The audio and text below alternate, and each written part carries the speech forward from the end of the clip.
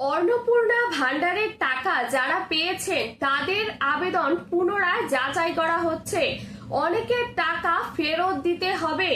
কাদের কাদের টাকা ফেরত দিতে হবে রাজ্য সরকার কি জানিয়ে দিলেন? জুন জুলাই মাসে যারা টাকা পেয়েছিলেন তাদেরকেও কি সেই টাকা ফেরত দিতে হবে? সবকিছু আজকের এই ভিডিওতে বিস্তারিতভাবে জানিয়ে দিব। তো চলুন ভিডিওটি শুরু করি।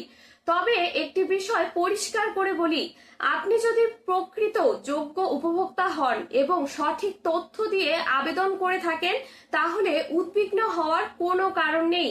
আপনি অন্নপূর্ণা ভান্ডারের ৩,০০০ টাকা পাবেন।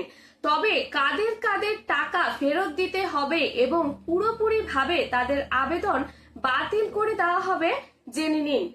প্রথমেই রয়েছে যে সরকারি চাকরিজীবী এবং পেনশনভোগী পরিবার। যদি আবেদনকারী নিজে অথবা পরিবারের কোনো সদস্য স্থায়ী সরকারি চাকরিজীবী হন তাহলে তিনি এই প্রকল্পের যোগ্য নন। একইভাবে যদি পরিবারের কেউ নিয়মিত সরকারি পেনশন পান তাহলে তাদের ভেরিফিকেশন ধরা পড়লে তাদের আবেদনও বাতিল করা হবে এবং আপনি যদি সেই টাকা পেয়ে থাকেন অন্নপূর্ণা ভান্ডারের, সেই টাকাও আপনাকে ফেরত দিতে হবে। এরপর রয়েছে আয়করদাতা পরিবার। এখন যেসব পরিবার আয়করদাতা রয়েছেন, মানে যদি পরিবারের কোনো সদস্য নিয়মিত ইনকাম ট্যাক্স দেন তাহলে সেই পরিবার এই প্রকল্পের শর্ত অনুযায়ী অযোগ্য বলে বিবেচিত হবে।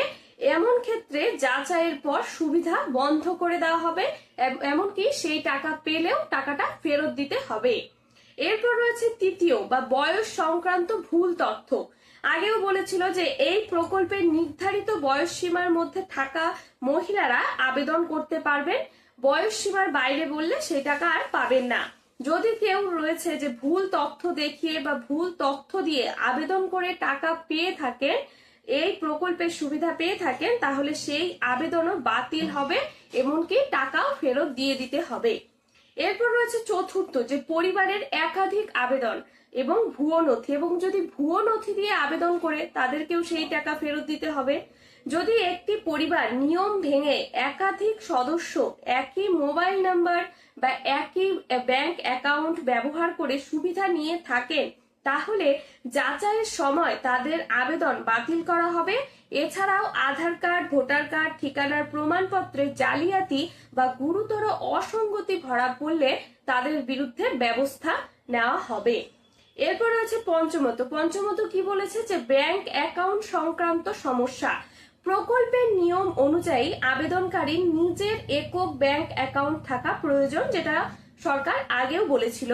যদি যৌথ অ্যাকাউন্ট ব্যবহার করা হয় বা ব্যাংকের তথ্য বড় ধরনের গড়মিল থাকে তাহলে তাদের আবেদনও বাতিল করে দেওয়া হবে। সবশেষে একটি গুরুত্বপূর্ণ কথা, সরকারের এই যাচাই প্রক্রিয়ার মূল উদ্দেশ্য হলো প্রকৃত যোগ্য উপভোক্তাদের কাছে এই অন্নপূর্ণা ভান্ডার প্রকল্পের ৩,০০০ টাকা পৌঁছে দেওয়া এবং ভুল বা ভুয়ো আবেদন চিহ্নিত করা।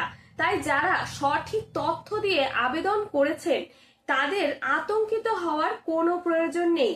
তবে যারা ভুল তথ্য দিয়ে আবেদন করেছেন এবং সুবিধা নিয়েছেন তাদের ক্ষেত্রে নিয়ম অনুযায়ী আবেদন বাতিল করে দেওয়া হবে এবং কি আপনারা যদি সেই অন্নপূর্ণা ভান্ডারের ৩,০০০ টাকা পেয়ে থাকেন সেই টাকাও ফেরত দিতে হবে। ভিডিওটি যদি আপনাদের ভালো লেগে থাকে তাহলে অবশ্যই লাইক, কমেন্ট এবং শেয়ার করবেন এবং চ্যানেলটিতে নতুন হয়ে থাকলে অবশ্যই সাবস্ক্রাইব করবেন। ধন্যবাদ।